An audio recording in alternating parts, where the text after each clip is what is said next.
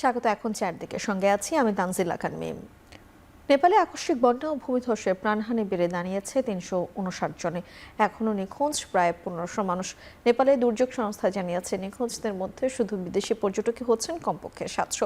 এছাড়া তিব্বত অংশে ৫৫৮ জন নিখোঁজের তথ্য জানিয়েছে চীনের রাষ্ট্রীয় সংবাদ মাধ্যম সিসিটিভি নিউজ। এদিকে শতাধিক উদ্ধার হলেও এখনও সন্ধান মেলেনি ৩০০-র বেশি ভারতীয় নাগরিকের। এই তালিকায় রয়েছে যুক্তরাষ্ট্র, যুক্তরাজ্য, অস্ট্রেলিয়া, মালয়েশিয়া সহ বেশ কয়েকটি দেশের পর্যটক। ক্ষতিগ্রস্ত এলাকায় ত্রাণ ও উদ্ধার সহায়তা পাঠিয়েছে চীন, ভারত সহ ইউরোপীয় ইউনিয়নের বেশ কয়েকটি দেশ। বন্যায় ক্ষতিগ্রস্তদের সহায়তায় $৫ লাখ সহায়তার আশ্বাস দিয়েছে যুক্তরাষ্ট্র। নিখোঁজদের নিয়ে উদ্বেগের মধ্যে স্বজনরা, আর বেঁচে ফেরাদের মুখে উঠে এসেছে ভয়ঙ্কর অভিজ্ঞতার কথা।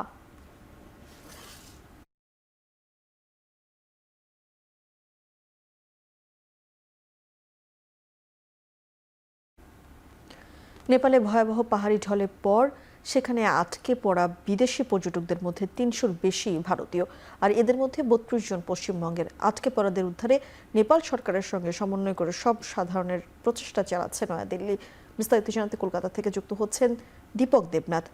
দীপক, জানাবেন নিখোঁজ ভারতীয়দের সম্পর্কে সবশেষ কি তথ্য রয়েছে আপনার কাছে, এবং ভারত সরকার কি উদ্যোগ নিয়েছে এ পর্যন্ত? প্রথমে একটা পরিসংখ্যান দিয়ে রাখি, সেটি হচ্ছে যে নেপালের যে ডিজাস্টার মানে প্রাকৃতিক বিপর্যয়, সেখানে 289 জনের মৃত্যু হয়েছে এখনো পর্যন্ত, এবং 800-র বেশি মানুষ নিখোঁজ, যার মধ্যে 288 জন 288 মানে 288 জন ভারতীয়। এবং বিদেশ মন্ত্রণালয়ের যে মুখপাত্র রণধীর জয়সওয়াল, তিনি একটা বিবৃতি দিয়েছেন। সেই বিবৃতিতে বলা হচ্ছে যে তামিলনাড়ুর 37 জন সেখানে আটকা পড়েছেন, অর্থাৎ নিখোঁজ এখনও। পশ্চিমবঙ্গের 32 জন আছেন, কেরলের 33 জন, এবং বিভিন্ন রাজ্যে মিলে প্রায় 61 জন।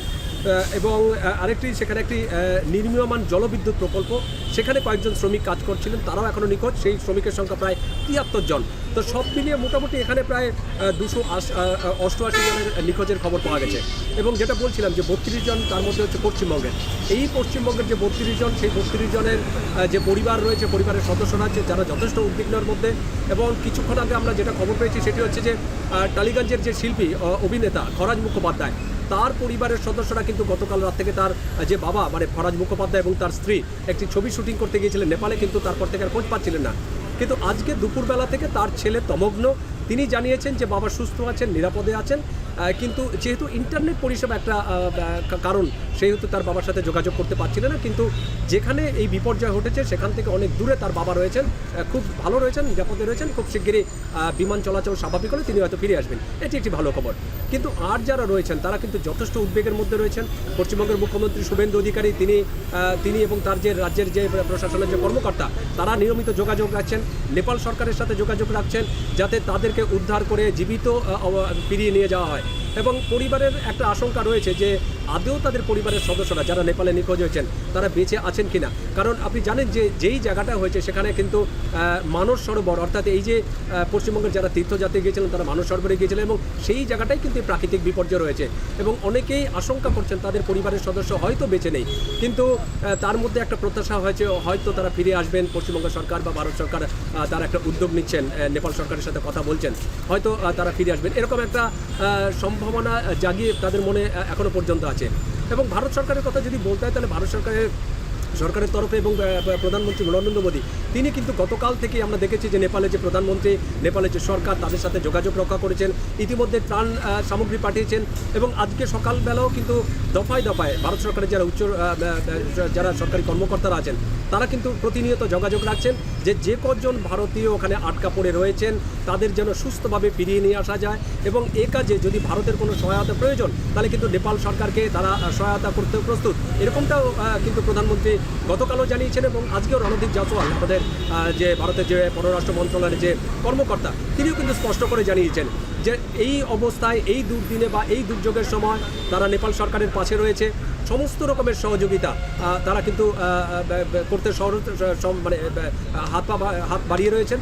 এবং শুধু ভারতীয় নয়, যদি রেস্কিউ অপারেশনে ভারতের কোনো সহায়তা লাগে, তারা কিন্তু একদম সর্বতোভাবে তারা সহায়তা করবেন, এরকমটা জানিয়েছেন। মিম, কলকাতা থেকে সরাসরি যুক্ত হয়েছিলেন সহকর্মী দীপক দেবনাথ। জাতীয় সংসদের তৃতীয় অধিবেশনের শুরুতে নেপালের দুর্যোগ ও প্রাণহানির ঘটনায় শোক প্রস্তাব নেওয়া হয়েছে। শোক প্রস্তাব সর্বসম্মতিক্রমে গৃহীতের পর 1 মিনিট নীরবতা পালন করেন সংসদ সদস্যরা। পরে ধর্মমন্ত্রীর পরিচালনায় হতাহতের স্মরণে ও বিদেহী আত্মার শান্তি কামনায় দোয়া ও মোনাজাত করা হয়। নেপালের দুর্ঘটনাস্থলে উদ্ধার কাজে বাংলাদেশ সহায়তা দিতে চায় বলে জানানো হয়। উদ্ধার কাজে সহায়তা দিতে পাঠানো হতে পারে সেনাবাহিনীর একটি দল।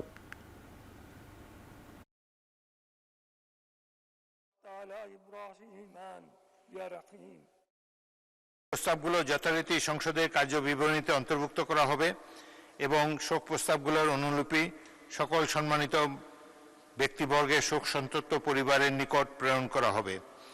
আমরা এখন তাদের বিদেহী আত্মার প্রতি শ্রদ্ধা প্রদর্শন করার জন্য নিজ নিজ আসনে দাঁড়িয়ে 1 মিনিট নীরবতা পালন শেষে মোনাজাত করব। এদিকে নেপালের পররাষ্ট্রমন্ত্রী শিশির খানালের সঙ্গে টেলিফোনে কথা বলেছেন পররাষ্ট্রমন্ত্রী ডক্টর খলিলুর রহমান। সকালে ফোন করে নিহতদের প্রতি গভীর সমবেদনা জানান তিনি। দুপুরে পররাষ্ট্র মন্ত্রণালয়ের পাঠানো প্রেস বিজ্ঞপ্তিতে এই তথ্য জানানো হয়। এখন পর্যন্ত কোনো বাংলাদেশি নাগরিক হতাহতের খবর পাওয়া যায়নি। তবে পরবর্তীতে কোনো বাংলাদেশি ক্ষতিগ্রস্ত হলে নেপাল সরকারের সহযোগিতা কামনা করেন পররাষ্ট্রমন্ত্রী। বিজ্ঞপ্তিতে জানানো হয়, এই কঠিন সময়ে বাংলাদেশের প্রধানমন্ত্রী নেপাল সরকার ও জনগণের প্রতি পূর্ণ সংহতি জানিয়েছেন। পাশাপাশি নেপালের প্রয়োজন অনুযায়ী কোনো সহায়তা দিতে বাংলাদেশ প্রস্তুত রয়েছে বলেও জানান মন্ত্রী।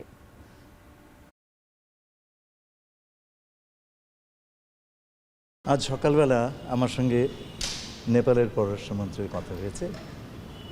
তাকে আমরা মাননীয় প্রধানমন্ত্রীর পক্ষ থেকে, বাংলাদেশের জনগণের পক্ষ থেকে নেপালে যে ভয়াবহ প্রাকৃতিক দুর্যোগ ঘটেছে সে বিষয়ে আমাদের সহমর্মিতা, আমাদের শোক জ্ঞাপন করেছি।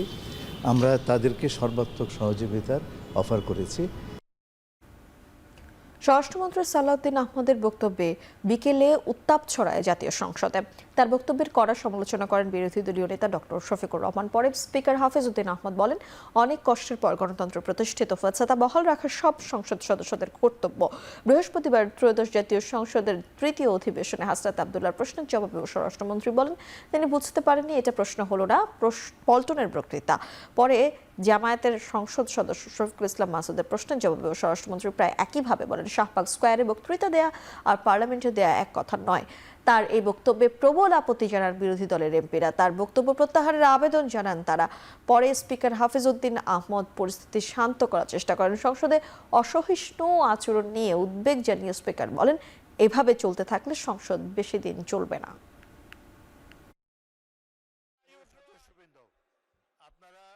নতুন করে তিনি এই শব্দগুলো উচ্চারণ করেন নাই।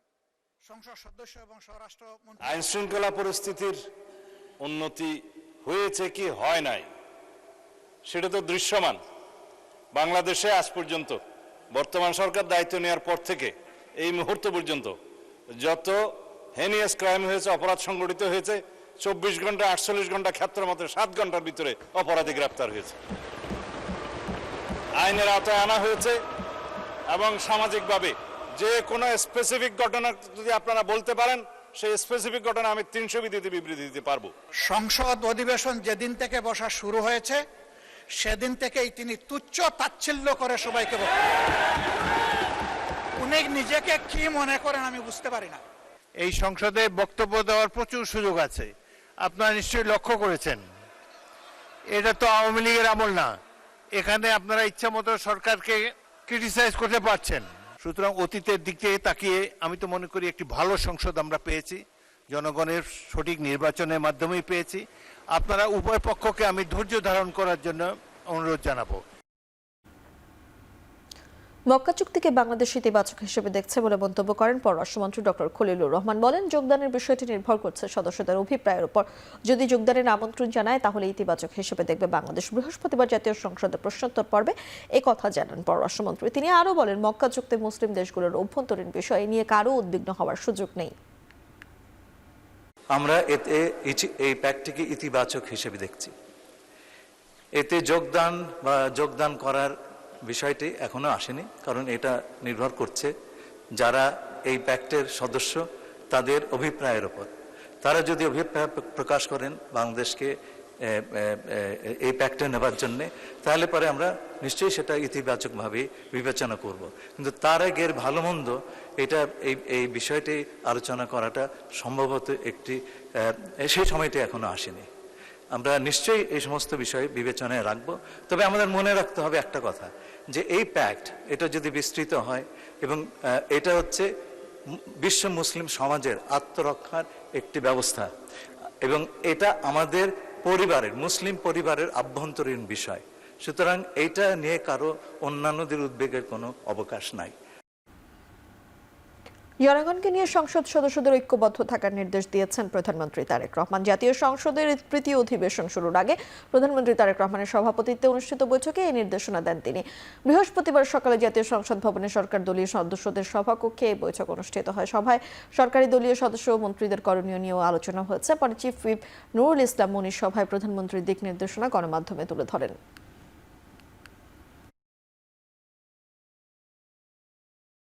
আমরা যদি জুলাই সনদ বাস্তবায়ন করি তাহলে সেই ক্ষেত্রে যে আমাদের সিদ্ধান্ত আছে যে বিরোধী দল থেকে আমরা 10 জন সদস্য সভাপতির পদ, আমরা জুলাই সনদের ধারে কাছে যাইতে পারি নেই। আমরা সেটা বাস্তবায়ন করতে চাই, সেটা আইন করতে চাই, সংবিধান সংশোধন করতে চাই। তার জন্য আমরা কমিটি করেছি। আমরা খুব সঙ্গত কারণে প্রত্যাশা করি বিরোধী দল থেকে যে 5 জন আসার কথা তারা অনতিবিলম্বেই 5 জনের নাম দেবেন। আমরা সবাই মিলে এই সংশোধনীগুলো আমরা করব, সবাই মিলে। দেশ ও জাতির কল্যাণে সম্পূর্ণ নিরপেক্ষভাবে কাজ করবেন বলে জানিয়েছেন রাষ্ট্রপতি মির্জা ফখরুল ইসলাম আলমগীর। সকাল 11:30টায় বঙ্গভবনের দরবার হলে কর্মকর্তা ও কর্মচারীদের নিয়ে অনুষ্ঠিত রাষ্ট্রপতির প্রথম দরবারে এই কথা বলেন তিনি। রাষ্ট্রপতির দায়িত্ব গ্রহণের আগে দল, সংসদ ও মন্ত্রিপরিষদ থেকে পদত্যাগ করে এসেছেন উল্লেখ করে বলেন তিনি এখন সম্পূর্ণভাবে একজন দল নিরপেক্ষ মানুষ, দল নিরপেক্ষভাবেই দায়িত্ব পালন করে যাবেন তিনি আরও বলেন রাষ্ট্রপতি হিসেবে দায়িত্ব পালনের পর কারো প্রতি তার কোনো অনুরাগ থাকবে না। দেশ, রাষ্ট্র, জনগণের স্বার্থেই একমাত্র তার লক্ষ্য হবে। যে কোনো পরিস্থিতিতে জনগণের আস্থা অর্জন, সততা, নিষ্ঠা, আন্তরিকতা ও দায়িত্বশীলতা নিশ্চিতের উপর গুরুত্ব আরোপ করেন তিনি।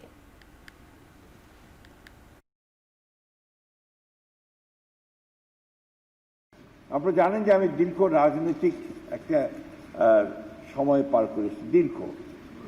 সেই সময়গুলোতে আমি একদম মাটির মানুষের সঙ্গে থেকে আমি কাজ করেছি। আপনারা জানেন যে আমরা দীর্ঘ সংগ্রামের মধ্যে দিয়ে আমরা এক গণতান্ত্রিক পরিবেশে এসে উপস্থিত হয়েছি। একজন দল নিরপেক্ষ মানুষ এবং আমার রাষ্ট্রপতি হিসেবে দায়িত্ব গ্রহণ করার পরে আমি সব কিছুর রাজনীতির ঊর্ধ্বে আমি থাকবো বলেই আমি শপথ নিয়েছি, এবং আমার জন্য কোনো রাগ, বিরাগ, অনুরাগ কোনো কিছুর জন্য থাকবে না। আমার সামনে একটাই মূল উদ্দেশ্য, লক্ষ্য, সেটা হচ্ছে আমার দেশ, আমার রাষ্ট্র, আমার জনগণ। স্থানীয় সরকার নির্বাচন গ্রহণযোগ্য ও নিরপেক্ষভাবে আয়োজনের বিষয়ে সব ধরনের সহযোগিতার আশ্বাস দিয়েছেন রাষ্ট্রপতি। বৃহস্পতিবার দুপুরে নির্বাচন কমিশনের নিজ কার্যালয়ে সংবাদ সম্মেলনে এই কথা জানান প্রধান নির্বাচন কমিশনার এম নাসির উদ্দিন। এ সময় সেপ্টেম্বরে স্থানীয় সরকার নির্বাচনের তফসিল ঘোষণার প্রত্যাশার কথাও জানান তিনি। এর আগে রাষ্ট্রপতির সঙ্গে সৌজন্য সাক্ষাৎ করে নির্বাচন কমিশন। এ সময় জাতীয় নির্বাচন সুন্দর ও গ্রহণযোগ্য হওয়ায় কমিশনকে অভিনন্দন জানান রাষ্ট্রপতি। পাশাপাশি গণতন্ত্রকে প্রাতিষ্ঠানিক রূপ দিতে স্থানীয় সরকার নির্বাচন ও নিরপেক্ষভাবে আয়োজনের উপর গুরুত্ব দেন তিনি। সিসি বলেন স্থানীয় সরকার নির্বাচন সুষ্ঠু ও গ্রহণযোগ্য করতে প্রয়োজনীয় সহযোগিতা চাওয়া হচ্ছে রাষ্ট্রপতির কাছে। নির্বাচন কমিশনকে স্বাধীনভাবে কাজ করতে রাষ্ট্রপতি সব ধরনের সহযোগিতা করবেন বলেও জানিয়েছেন তিনি। কমিশনের একক নিয়ন্ত্রণে থাকে না উল্লেখ করে তিনি বলেন পূজা ও শিক্ষা প্রতিষ্ঠানের পরীক্ষার সময়সূচির সঙ্গে সমন্বয় করে নির্বাচনের তারিখ নির্ধারণ করা হবে।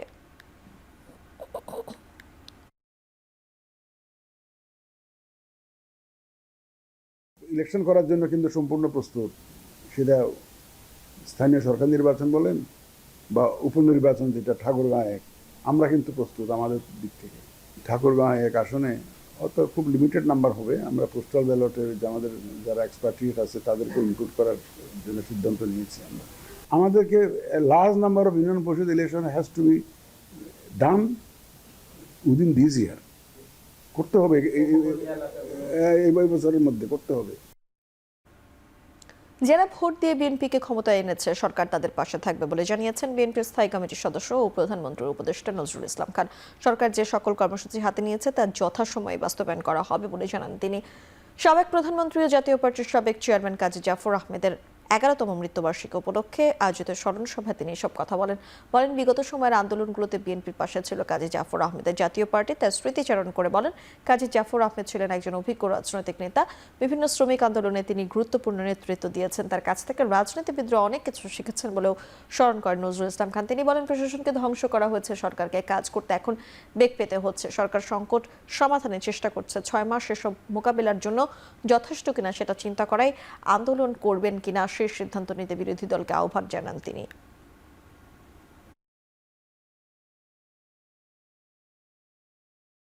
গণতন্ত্রের নামে স্বৈর শাসন ফ্যাসিবাদ হয়ে গেল শেষ পর্যন্ত, এবং তার বিরুদ্ধে যে আন্দোলন, এই আন্দোলনে জাতীয় পার্টি সহ 12 দলীয় জোট, সমমনা জোট, আমরা সবাই মিলে একসাথে আন্দোলন করেছি, সংগ্রাম করেছি। শেষ পর্যন্ত 24শে জুলাই আগস্টের ছাত্র শ্রমিক জনতার যে অভ্যুত্থান, তার মধ্যে দিয়ে একটা পরিবর্তন পেয়েছে, নির্বাচন হয়েছে এবং একটা ঐতিহাসিক বিজয় বিএনপি পেয়েছে। বিএনপি জনগণের সঙ্গে প্রতারণা করেছে বলে মন্তব্য করেছেন জাতীয় নাগরিক পার্টি এনসিপির উত্তরাঞ্চলের মুখ্য সংগঠক সার্জিস আলম। বৃহস্পতিবার দুপুরে ফেনীর একটি মিলনায়তনে সাংবাদিকদের সঙ্গে মতবিনিময়কালে তিনি এসব কথা বলেন। তিনি বলেন, জনগণ বিএনপি থেকে মুখ ফিরিয়ে নিচ্ছে। জুলাই সনদ তো দূরের কথা, নিজেদের ঘোষিত 31 দফার সঙ্গেও প্রতারণা করেছে বিএনপি। তৃণমূলের স্থানীয় সরকার নির্বাচনে এনসিপি প্রার্থী জানিয়ে জনগণ তাদের পাশে থাকবে বলে আশা প্রকাশ করেন সার্জিস আলম। যেহেতু সামনে স্থানীয় নির্বাচন আসছে এবং বিএনপি ইতিমধ্যে তাদের যে কমিটমেন্টগুলো, তাদের গণভোটের সাথে তো প্রতারণা করেছেই, তাদের 31 দফার সাথে তারা প্রতারণা করছে। তো সেই জায়গা থেকে জনগণ কিন্তু মুখ ফিরিয়ে নিচ্ছে। আমরা প্রত্যাশা করি যে স্থানীয় নির্বাচনে আমরা যদি জনগণের কাছে প্রত্যেকটা যে জায়গাগুলোতে নির্বাচন হবে আমরা আমাদের প্রতিনিধি দিতে পারি, জনগণ আমাদের সাথে থাকবে। জাতীয় সংসদের অধিবেশনের প্রথম দিনেই ওয়াকআউট করেছে বিরোধী দল। গণমাধ্যমের সঙ্গে এই মুহূর্তে কথা বলছেন বিরোধী দলীয় উপনেতা ও চিফ হুইপ নাহিদ ইসলাম। আমরা সরাসরি যুক্ত হচ্ছি সেখানে। পুলিশ সদর দপ্তরের তথ্য বলেন, এটা বিভিন্ন যেই থিঙ্ক ট্যাঙ্ক বলেন, বিভিন্ন প্রতিষ্ঠানের যে ডেটাগুলো এসেছে সেই ডেটাগুলো দিয়ে কিন্তু আমরা দেখতে পাচ্ছি 180 দিনের যে আইন শৃঙ্খলা, সেই আইন শৃঙ্খলার চিত্র। কিন্তু আমরা যখন সেই প্রশ্নটা করেছি, বিরোধী দলের সংসদ সদস্যদেরকে কিন্তু কটূক্তি করেছেন স্বরাষ্ট্রমন্ত্রী, এবং সেটার কিন্তু আমরা তখন তাৎক্ষণিক প্রতিবাদ জানিয়েছি এবং সেই শব্দ এক্সপান্স করার কথা বলেছি। এবং মাননীয় স্পিকার তিনি কিন্তু, আমরা আজকে দেখলাম যে ইনি একটু পক্ষপাতিত্ব করলেন এবং বিরোধী দলের সাথে বৈষম্য করলেন। বিরোধী দল অসহিষ্ণু, এই ধরনের একটা ইঙ্গিত উনি দেওয়ার চেষ্টা করলেন। কিন্তু আমরা যদি বিএনপির আমলে দেখি, বিএনপি বিরোধী দলের সময় যা আচরণ করেছিল তার কিছুই কিন্তু এই বিরোধী দল করেনি। বরং বিগত 6 মাস আমরা সরকারকে সর্বাত্মকভাবে সহযোগিতার কথা বলেছি এবং করে এসেছি। কিন্তু যখন জনদুর্ভোগ এতটা পর্যায়ে গিয়েছে, তখন জনগণের পক্ষে সে কথাটা কিন্তু আমাদেরকে বলতেই হয়। দ্বিতীয়ত, আমাদের যেই আজকে আইন সংক্রান্ত যে বিষয়টা এসেছে, জাতীয় মানবাধিকার কমিশন বিল এবং গুম প্রতিরোধ এবং প্রতিকার বিল সহ আরেকটি বিল, 3টি বিল আজকে উত্থাপনের জন্য আনা হয়েছিল।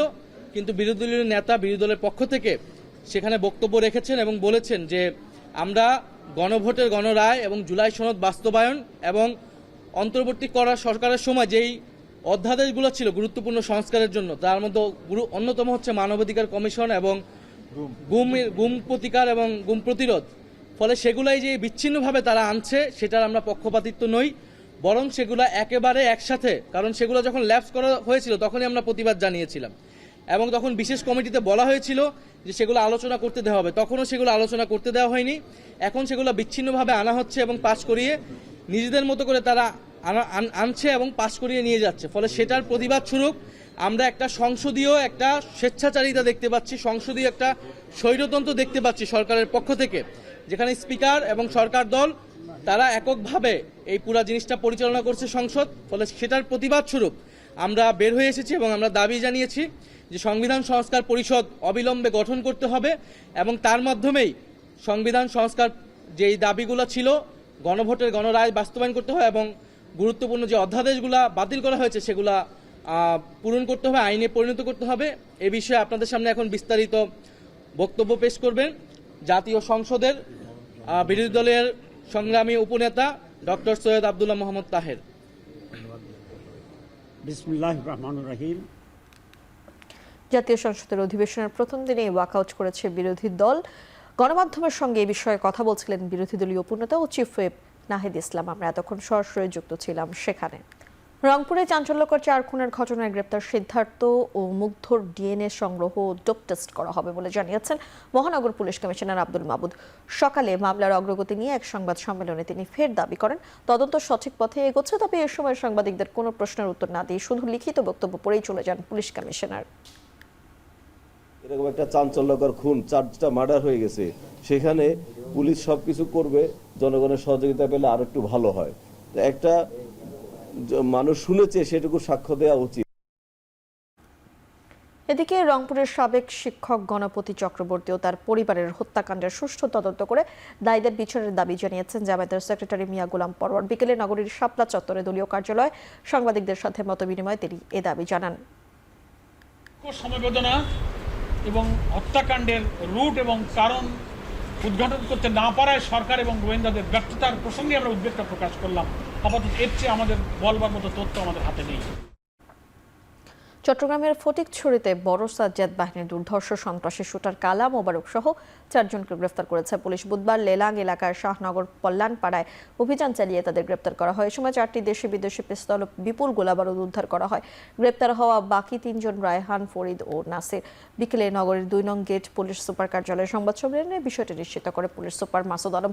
তিনি জানান, কালো মোবারক একজন দুর্ধর্ষ শুটার, নানা ধরনের অস্ত্র চালনায় পারদর্শী। সে সন্ত্রাসী সাজ্জাদ ও ডেভিড রিমনের হয়ে বিভিন্ন হত্যাকাণ্ডে অংশ নেয়। এছাড়া ফটিকছড়ির জামাল ও সাদ্দাম হত্যানগরে সরওয়ার বাবলা হত্যা সহ খুন, চাঁদাবাজি মামলার আসামি সে। গতরাতে অস্ত্র উদ্ধারের সময় তারা পুলিশের ওপর অতর্কিত গুলি ছোঁড়ে গ্রেপ্তারকৃতরা।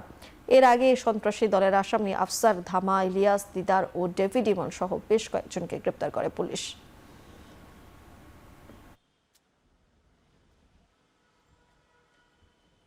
চট্টগ্রাম মহানগরীতে যে ঘটনাগুলো ঘটেছে ম্যাক্সিমাম ক্ষেত্রে কিন্তু সে ছিল। জামাল হত্যা, সাদ্দাম হত্যা, তার আগে বাবু হত্যা, বিশেষ করে তার নাম যে গলাকাটা মোবারক হলো, এটা হচ্ছে ওই যে বাবুকে জবাই করে বা গলা কেটে মেরেছিল, তো ওইটার থেকে তার নাম হয়ে গেছিল গলাকাটা মোবারক।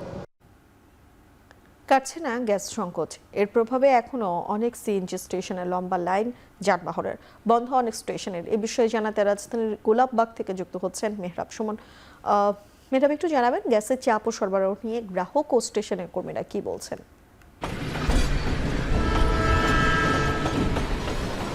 আর অল্প কিছুক্ষণের মধ্যেই এইখানে যে সিএনজি গ্যাস সেটি এখন দেওয়া শুরু হবে, কিন্তু এটি সরকার একটা নিয়ম বেঁধে দিয়েছে যে কয়টা থেকে কয়টা পর্যন্ত গ্যাস দেওয়া যাবে। তা 6টা থেকে সন্ধ্যা 6টা থেকে রাত 9টা পর্যন্ত মূলত এখানে গ্যাস দেওয়া আপাতত বন্ধ রয়েছে, কারণ এই সময়টাতে বাসা বাড়িতে যে রাতে রান্নাবান্না হয় সে কারণেই এখানে গ্যাস দেওয়া আপাতত বন্ধ রয়েছে। তবে 9টার পরেই যে তাদের যে কাঙ্ক্ষিত যে সিএনজি গ্যাস সেটা এখন দেওয়া হবে বলে জানিয়েছে এখানকার কর্তৃপক্ষ। তবে তারা যেটি জানিয়েছে যে গ্যাসের যে সংকট, সেই সংকট প্রতিটা স্টেশনে, যেখানে সিএনজি স্টেশনের মাধ্যমে গ্যাস দেওয়া হচ্ছে সেখানে প্রতিটা স্টেশনে এখন এই সমস্যা রয়েছে। তবে আমরা এখানে যারা চালক আছে, সিএনজি চালক এবং যারা প্রাইভেট কারে করে গ্যাস নিচ্ছে, তাদের যে বক্তব্য আমরা সেটি শুনেছি। তারা যেটি বলার চেষ্টা করেছে যে তারা প্রায় 2 থেকে 3 ঘন্টা, কেউ তার থেকে বেশি সময় ধরে এখানে দাঁড়িয়ে থেকে এখনও গ্যাস নিতে পারেনি।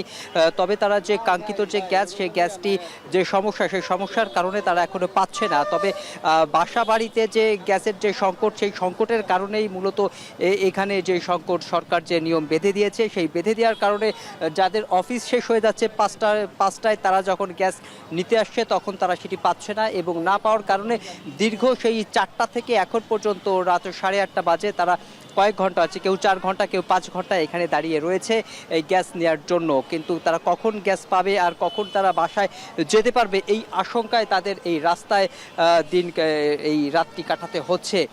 এখানে যারা গ্যাস নিতে আসছে তারা একটা কথা জানিয়েছে যে তারা পর্যাপ্ত পরিমাণে গ্যাস পাচ্ছে, কিন্তু যে সময় ক্ষেপণ হচ্ছে সেই সময় ক্ষেপণের জন্য তারা একটি আক্ষেপ করেছে। এবং সরকারের ঊর্ধ্বতন যারা আছে, মন্ত্রী এবং সচিবরা বলার চেষ্টা করেছে যে এই যে গ্যাসের সংকট তারা সমাধানের চেষ্টা করছে, কিন্তু এটা একটা লং টার্ম প্রসেস হওয়ার কারণে এইটি যে আগামী 6 মাসের মধ্যেই যে সমাধান হবে সেটি এখনো বলা যাচ্ছে না। এর জন্য একটা সময় দরকার বলে তারা জানিয়েছিল।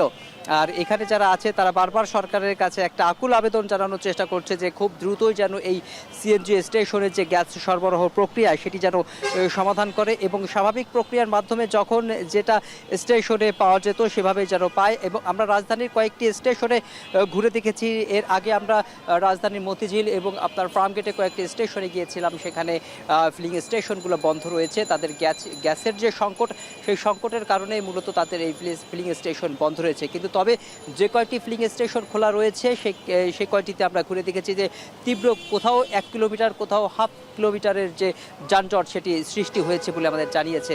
এই ছিল আমার কাছে গোলাপবাগ থেকে সর্বশেষ তথ্য। গ্যাস সংকটের খবর জানাচ্ছিলেন মেহরাব সুমন। সৌদি আরবে একটি সোফা কারখানায় অগ্নিকাণ্ডে নিহত 16 প্রবাসী বাংলাদেশের মধ্যে 9 জনের মরদেহ দেশে এসে পৌঁছেছে।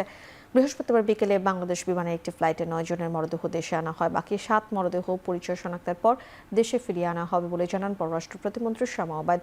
এ সময় বিমানবন্দরের প্রবাসী কল্যাণমন্ত্রী আরিফুল হক চৌধুরী জানান, সৌদিতে নিহত সকলের মরদেহ নিজ গ্রামে পৌঁছানো দাফন পর্যন্ত সব খরচ সরকার বহন করবে। পাশাপাশি মন্ত্রণালয় থেকেও আর্থিক সহায়তা দেওয়া হবে। গত 9 আগস্ট সৌদি আরবের একটি সোফা কারখানার অগ্নিকাণ্ডে 16 জন প্রবাসী বাংলাদেশি নিহত হন। এর মধ্যে 8 জনই নওগাঁর বাসিন্দা। কেবল আত্রাই উপজেলারই ছিলেন 7 জন প্রবাসী।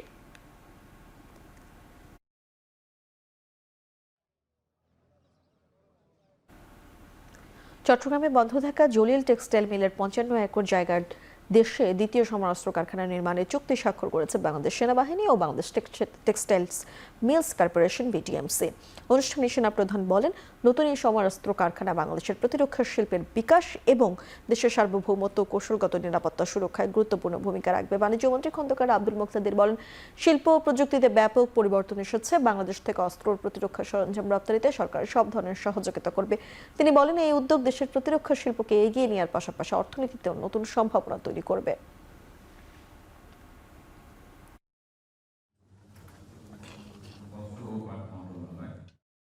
প্রতিরক্ষা শিল্প নিজের প্রয়োজন মেটানোই নয়, আমরা এটাকে রপ্তানিমুখী শিল্পে রূপান্তর করতে চাচ্ছি।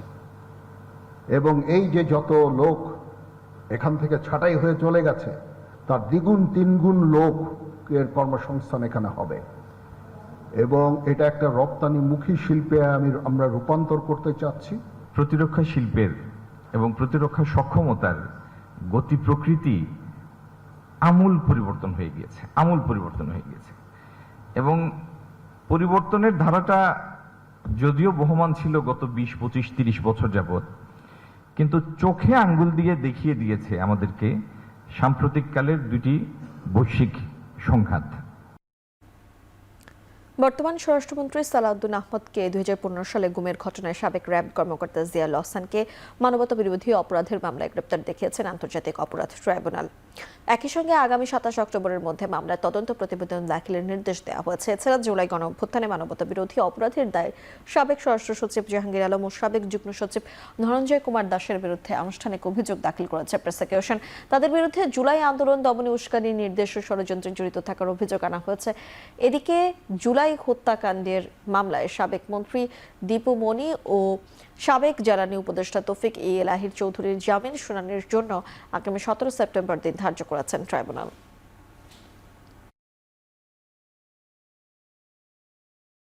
বর্তমান সরকারের স্বরাষ্ট্রমন্ত্রীও গত ফ্যাসিস্ট রেজিমে গুম হয়েছিলেন এবং তাকে ভারতে নির্বাসিত করা হয়েছিল। এই ঘটনা আমরা আন্তর্জাতিক অপরাধ ট্রাইব্যুনাল আইনের অধীনে একটি মানবতা বিরোধী অপরাধ হিসাবে গণ্য করেছি এবং সেই মর্মে আমরা তদন্ত করছি। তদন্তে প্রাথমিকভাবে এই মামলার অন্যতম আসামি জনাব জিয়াউল আহসানের বিরুদ্ধে প্রাথমিক সম্পৃক্ততা পাওয়া যাওয়ায় তাকে আজকে এই ট্রাইব্যুনালে হাজির করা হয়েছিল এবং তাকে এই মামলায় গ্রেফতার দেখিয়ে কারাগারে প্রেরণ করা হয়েছে। দেশের সবচেয়ে মজবুত আরএফএল ল্যাডার, যা 6061 গ্রেড অ্যালুমিনিয়ামে তৈরি। শক্তিশালী এমএস ক্রসবার নিশ্চিত করে সর্বোচ্চ নিরাপত্তা। RFL ladder. গুলশান এবং ঢাকা সদর এলাকার 3টি বস্তিতে আধুনিক আবাসন ব্যবস্থা তৈরি করতে চীনকে প্রস্তাব দিয়েছে বাংলাদেশ। 10,000 কোটি টাকার এই প্রকল্পে বিনিয়োগে চীন প্রাথমিকভাবে সম্মত হয়েছে বলে জানিয়েছেন স্থানীয় সরকার প্রতিমন্ত্রী মীর শাহে আলম। সচিবালয়ে স্থানীয় সরকার, পল্লী উন্নয়ন ও সমবায় মন্ত্রী এবং প্রতিমন্ত্রীর সঙ্গে বৈঠক করেন বাংলাদেশে নিযুক্ত চীনের রাষ্ট্রদূত ইয়াওভেন। পরে এক ব্রিফিংয়ে স্থানীয় সরকার প্রতিমন্ত্রী বলেন, বর্জ্য ব্যবস্থাপনা বিনিয়োগ বাড়াতে চায় চীন। আমিনবাজারে ল্যান্ডফিলের ময়লা আবর্জনা থেকে আগামী 1.5 বছরের মধ্যে 42 মেগাওয়াট বিদ্যুৎ জাতীয় গ্রিডে সরবরাহ করবে চীনের কোম্পানি। এছাড়া দাসের কান্দি পয়ঃশোধনাগারে আরও বিনিয়োগ করতে চায় চীন। তিনি বলেন, চীনের রাজনৈতিক দলের সঙ্গে বিএনপির সম্পর্ক আরও গভীর করার প্রস্তাব দিয়েছে দেশটি। এ সময় চীনা রাষ্ট্রদূত বলেন, প্রধানমন্ত্রী চীন সফরের পর বাংলাদেশ চীন সহযোগিতার ক্ষেত্রে নতুন সম্ভাবনা তৈরি হয়েছে। এখন মোংলা পোর্ট এবং তিস্তা প্রকল্প নিয়ে চীনা কাজ করছে বলেও জানান তিনি।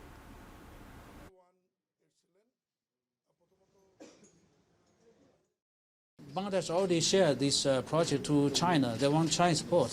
Definitely, as long as it is a livelihood support, a livelihood project can elevate the livelihood of the poor people. It will be a priority in terms of China cooperation with Bangladesh. Korail, সাততলা বস্তি এবং ভাসানটেক এই ব্যাপারে আমরা একটা প্রস্তাব স্থানীয় সরকার বিভাগ থেকে, মানে তাদের আবাসন ডেভেলপমেন্ট করে দেওয়ার জন্য আধুনিক আবাসন ব্যবস্থা, যেখানে তারা ফ্রি বসবাস করতে পারবে আর কি। এই আবাসন ব্যবস্থার আমাদের একটা প্রস্তাব বিআইডির মাধ্যমে তাদেরকে দেওয়া হয়েছে। এটা প্রায় 10,000 কোটি টাকার প্রজেক্ট। তো সে ব্যাপারে মাননীয় মন্ত্রী রাষ্ট্রদূতকে ওই প্রস্তাবটি বিবেচনার জন্য উনি বলেছেন এবং প্রাথমিকভাবে তারা সম্মতি হয়েছে এবং তারা বলেছে যে পুরোটা যদি একসাথে আমরা নাও পারি, আমরা প্রায়োরিটি বেসিসে পর্যায়ক্রমে আমরা এখানে ইনভেস্ট করব। শুল্ক ভাঙের অভিযোগে যন্ত্রাংশ হিসেবে আমদানি করে স্থানীয় গ্যারেজে সংযোজন করা একটি বিলাসবহুল BMW গাড়ি আটক করেছে কাস্টমস গোয়েন্দা ও তদন্ত অধিদপ্তর CID। চট্টগ্রাম নগরীর রহমতগঞ্জে মোহাম্মদ আয়ুব নামে এক ব্যক্তির বাড়ির গ্যারেজ থেকে গাড়িটি আটক করা হয়। কাস্টমস গোয়েন্দারা জানায়, গাড়িটির আমদানি কিংবা ক্রয়ের কোনো বৈধ কাগজপত্র দেখাতে পারেননি মালিকের স্ত্রী। তাদের ধারণা, যন্ত্রাংশ হিসেবে আমদানির পর স্থানীয় একটি গ্যারেজে গাড়িটি পূর্ণাঙ্গ রূপ দেওয়া হয়। এমনকি একটি পুরনো BMW গাড়ির রেজিস্ট্রেশন নম্বর ব্যবহার করে গাড়িটি সড়কে চলাচল করছিল। সম্প্রতি মোংলা বন্দর দিয়ে যন্ত্রাংশ ঘোষণার আড়ালে 4টি বিলাসবহুল গাড়ি আমদানির জালিয়াতিও উদ্ঘাটন করে CID। এসব ঘটনায় জড়িতদের শনাক্ত, আমদানির প্রক্রিয়া ও অর্থ পাচারের বিষয়ে তদন্তের পাশাপাশি শুল্ক কর ফাঁকির চূড়ান্ত পরিমাণ নিরূপণ করে আইনগত ব্যবস্থা নেওয়া হবে বলে জানিয়েছে সংস্থাটি।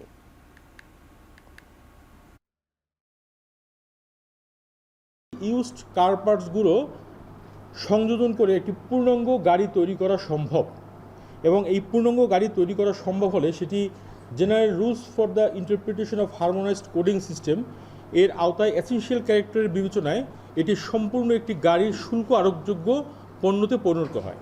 কিন্তু এই জিনিসটি খুব সুকৌশলে কাস্টমস কর্তৃপক্ষের চোখে ফাঁকি দিয়ে এটি আমদানির একটি অপচেষ্টা চলছিল। এই অপচেষ্টার যে কৌশল, সেটি কাস্টমস গোয়েন্দা নস্যাৎ করে দেয় তাদের ইন্টেলিজেন্স প্রয়োগের মাধ্যমে। জাতীয় কবির মৃত্যুবার্ষিকীতে ঢাকা বিশ্ববিদ্যালয়ে তার সমাধিস্থলে শ্রদ্ধা জানিয়েছেন বিভিন্ন শ্রেণী পেশার মানুষ। কবির ভক্ত ও অনুরাগীরা বলছেন, নজরুলের আদর্শকে ধারণ করতে পারলেই তা হবে কবির প্রতি আদর্শ শ্রদ্ধাঞ্জলি। শ্রদ্ধা জানানো শেষে বিএনপি ভারপ্রাপ্ত মহাসচিব বলেন, ফ্যাসিবাদের বিরুদ্ধে আন্দোলনের প্রতীক ছিলেন জাতীয় কবি। অনুপ্রেরণা জুগিয়েছেন জুলাই আন্দোলনে নজরুল চর্চাকে এগিয়ে নিতে সরকারের প্রচেষ্টার কথা জানান সংস্কৃতি মন্ত্রী। প্রতি বছর কবিকে শ্রদ্ধা জানানো হলেও এখনও পরিবারের অনেক দাবি অধরা। জাতীয় জাদুঘরে নজরুল কর্নার সরানোর ক্ষোভ প্রকাশ করেন পরিবারের সদস্যরা।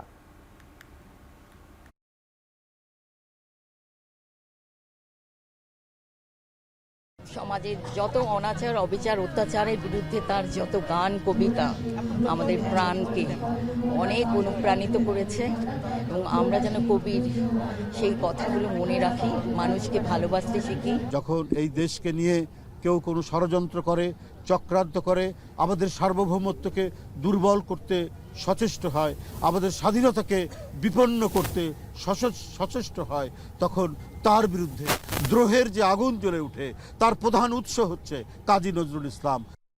যুদ্ধবন্ধে ইরানের সঙ্গে আলোচনায় তাড়াহুড়ো নেই বলে মন্তব্য করেছেন মার্কিন প্রেসিডেন্ট ডোনাল্ড ট্রাম্প।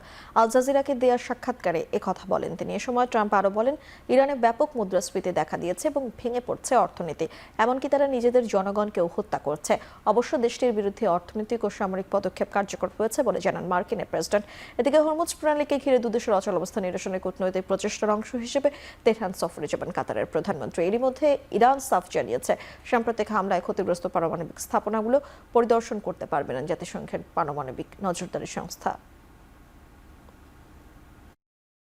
দক্ষিণ আফ্রিকায় বাংলাদেশ এ দলের লাল বলের ক্রিকেটে নতুন সুযোগ রিশাদ হোসেন ও মোহাম্মদ সাইফুদ্দিনের সামনে। দ্বিতীয় 4 দিনের ম্যাচের দলে জায়গা পেয়েছেন এই দুই সাদা বলের ক্রিকেটার। দীর্ঘ সংস্করণে নিজেদের সামর্থ্য প্রমাণের সুযোগ মিলেছে অনেকটা হুট করে। ভিসা জটিলতা চোটের কারণে একাধিক ক্রিকেটার ছিটকে যাওয়ায় বাধ্য হয়ে সাদা বলের খেলোয়াড়দের লাল বলে খেলানোর সিদ্ধান্ত নিয়েছেন নির্বাচকরা। রিশাদ সর্বশেষ প্রথম শ্রেণীর ম্যাচ খেলছেন গত নভেম্বরে, আর সাইফুদ্দিনের ক্ষেত্রে ব্যবধান আরও দীর্ঘ। 2022 সালের ডিসেম্বরে খেলছেন সবশেষ প্রথম শ্রেণীর ম্যাচ। রিশাদ সাইফ ছাড়াও দলে আছেন নুরুল হাসান সোহান, তাওহিদ হৃদয়, জাকের আলী ও মুশফিক হাসান। অধিনায়কত্বের দায়িত্ব পেয়েছেন সম্প্রতি টেস্ট অভিষেক হওয়া তাওহিদ হৃদয়।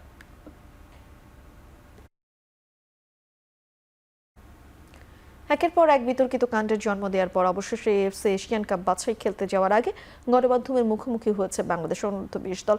তবে সংবাদ সম্মেলনে ছিলেন না বিতর্কিত কোচ জেরার্ড জোন্স কিংবা অধিনায়কের কেউ। দলের ঐক্য, ড্রেসিং রুমের পরিবেশ নিয়ে বেশিরভাগ প্রশ্নের উত্তর দিতে হচ্ছে টিম ম্যানেজমেন্টকে।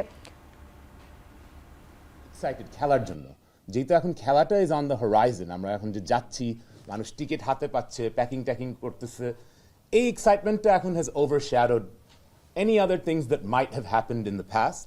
So এখন আমি বলবো যে the team is in a good mood going forward. We are ready for Uzbekistan এবং আমরা খেলার উপরে ফোকাস করতে চাই। AFC তে যখন আমরা যাই, ওইখানে একটা ম্যান্ডেটরি প্রেস কনফারেন্স থাকবে, ওইখানে অবভিয়াসলি আমাদের হেড কোচ থাকবে। আমাদের এখন we have a tournament in front of us, we have a very important qualification campaign in front of us. We have to focus on that. আমরা আমাদের ফোকাসটা এখন ওইটার উপরে দেই। আমরা যদি অফ দ্য ফিল্ড ম্যাটার নিয়ে কনসেন্ট্রেট করি, এই টিমের ডিস্ট্রাকশনটা আরো খারাপ। It will be very distracted from what our goal is. ভারতের বিপক্ষে সোনাল দিনুশার জোড়া সেঞ্চুরিতে কলম্বো টেস্ট অবিশ্বাস্যভাবে ড্র করল স্বাগতিক শ্রীলঙ্কা। তবে প্রথম টেস্টে জিতে 1-0 ব্যবধানে সিরিজ নিশ্চিত করেছে শুভমান গিলের দল। দ্বিতীয় টেস্টেও নিশ্চিত জয়ের পথে আগাচ্ছিল ম্যান ইন ব্লুরা। তবে রূপকথার প্রত্যাবর্তনের গল্প লেখেন শ্রীলঙ্কার সোনাল দিনুশা। 2 ইনিংসে সেঞ্চুরি করে ভারতকে বঞ্চিত করেন একটি নিশ্চিত জয় থেকে। প্রথম ইনিংসে 503 রানে ডিক্লেয়ার করা ভারত লঙ্কানদের প্রথমবার গুড়িয়েও দিয়েছিল মাত্র 290 রানে। দ্বিতীয় ইনিংসে ফলো-অনে নেমে আবারও বিপর্যয়ে পড়ে স্বাগতিকরা। চতুর্থ শেষ হাতে 4 উইকেট রেখে মাত্র 16 রানের লিড নিয়ে ড্রেসিং রুমে ফেরে শ্রীলঙ্কা। তবে পঞ্চম দিনে অপরাজিত 133 রান করা সোনাল দিনুশার প্রতিরোধের সামনে কিছুই করে উঠতে পারেনি ভারতের বোলিং লাইন। সারাদিন মিলেও তাই মাত্র 4 উইকেট তুলতে না পারার হতাশা নিয়েই ঘরে ধরেছে ভারতকে।